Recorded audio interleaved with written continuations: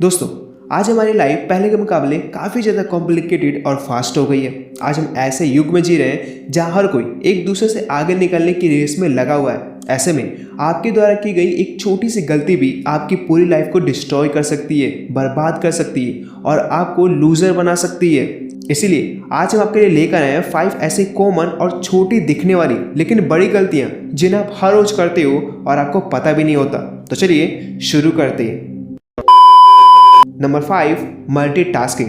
दोस्तों, आज के इस भागदौड़ भरी दुनिया में चीज़ें काफ़ी ज़्यादा फास्ट हो गई हैं। हम समय बचाने के चक्कर में एक ही समय पर बहुत सारी चीज़ों को करने लगते हैं और इसे ही साइंस की भाषा में मल्टीटास्किंग कहते हैं। वैसे आज के समय में मल्टीटास्किंग करना बहुत ही अच्छा माना जाता है, पर साइंस और आयुर्वेद का कुछ और ही कहना है। दरअसल जब मल्टीटास्किंग को फॉलो करते हो तब आप 2 या 2 से अधिक चीज़ों को एक ही समय पर कर रहे होते हो। एग्जाम्पल के लिए टीवी देखते हुए खाना खाना, फ़ोन पर बात करते हुए फेसबुक या इंस्टाग्राम चलाना, पढ़ते समय फ़ोन यूज़ करना और वीडियो देखते देखते कमेंट्स पढ़ना। ये सारे ऐसे काम हैं जिन्हें हम रोज़ करते हैं, लेकिन साइंस और आयुर्वेद कहती है कि ऐसा करना आपके लिए हार्मफुल हो सकता है, क्योंकि इससे हमारा ब्रेन वीक होता है और हमारा अटेंशन स्पैन भी कम हो जाता है, जिसकी वजह से हम किसी भी एक जगह पर सही से कॉन्सेंट्रेट नहीं कर पाते।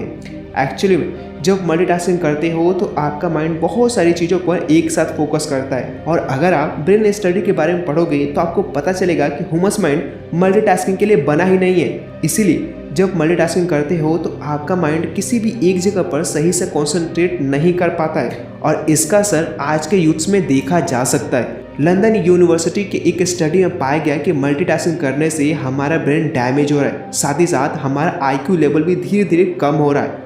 सो बेटर होगा कि आप आज से ही मल्टीटास्किंग करना छोड़ दें और एक समय पर केवल एक ही काम पर फोकस करें।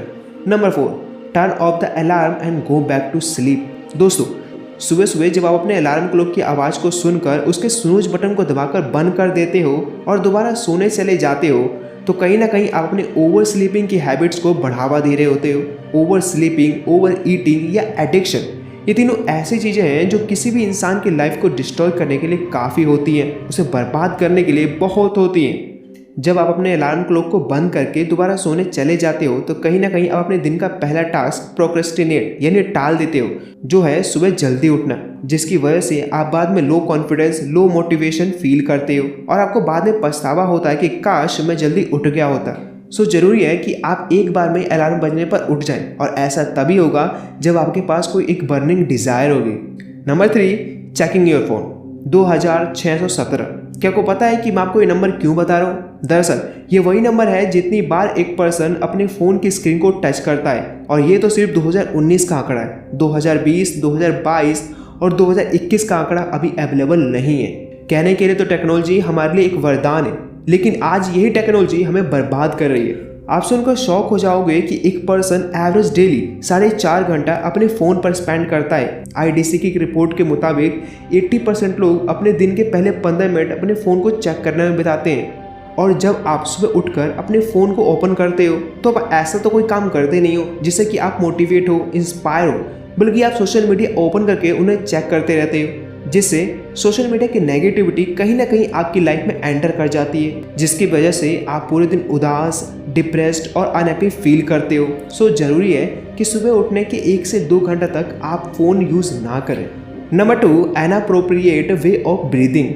दोस्तों, थिंक लाइक ए मॉन्क के राइटर जे सेटी कहते हैं कि जब अपने गुरु गोरंगा दास जी के आश्रम में पहुंचे तब वहां पर उन्होंने एक ऐसी क्लास को देखा जहां बच्चों को सांस लेने के सही तरीके के बारे में सिखाया जा रहा था, क्योंकि उनका मानना था कि हम में से ज़्यादातर लोग गलत तरीके से सांस लेते हैं। दरअसल ऑक्सीजन यानी प्राणवायु हमारे हर एक यूनिट सेल को जिंदा रखने के लिए बहुत ज़रूरी है, और लो ऑक्सीजन लेवल दिखाता है हमारी लो एनर्जी को, थकान को, मूड स्विंग को और बहुत सारी हेल्थ इश्यूज़ को।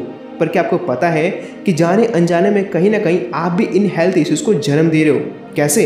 गलत तरीके से सांस लेकर, क्योंकि हम में से ज़्यादातर लोग सांस तो लेते हैं पर उनकी सांस उनके दोनों शोल्डर्स के बीच में ही रह जाती है, उनकी सांस उनके पेट तक पहुंच ही नहीं पाती। सो ध्यान रहे, जब भी आप सांस लें आपके कंधे स्थिर होने चाहिए और ऑक्सीजन आपके पेट तक जानी चाहिए। आप चाहें तो लंबी सांस यानी डीप ब्रीदिंग की प्रैक्टिस भी कर सकते हैं।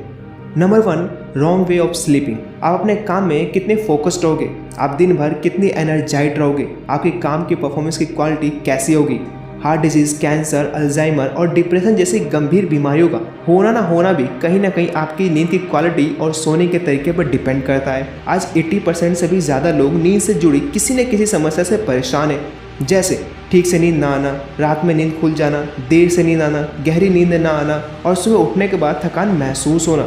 आयुर्वेद की माने तो हमें 7 से 8 घंटे की प्रॉपर नींद लेनी चाहिए, क्योंकि यह हमारे शरीर के लिए बहुत ज़रूरी है। आज के इस भागदौड़ भरी दुनिया में हम में से ज़्यादातर लोग इस बात को नहीं समझते हैं। एक अच्छी नींद लेने के साथ साथ आपको सोने की पोजीशन पर भी ध्यान देना चाहिए। आपको हमेशा लेफ्ट हैंड साइड वे में ही सोना चाहिए, क्योंकि ऐसा करने से भोजन सही से पचता है और आपको गहरी नींद आती है। तो दोस्तों, ये थी 5 कॉमन छोटी दिखने वाली लेकिन बड़ी गलतियाँ जिन्हें आप रोज़ करते हो। अगर आपको इस वीडियो से हेल्प मिली हो तो वीडियो को लाइक कीजिए, शेयर कीजिए और चैनल को सब्सक्राइब कीजिए।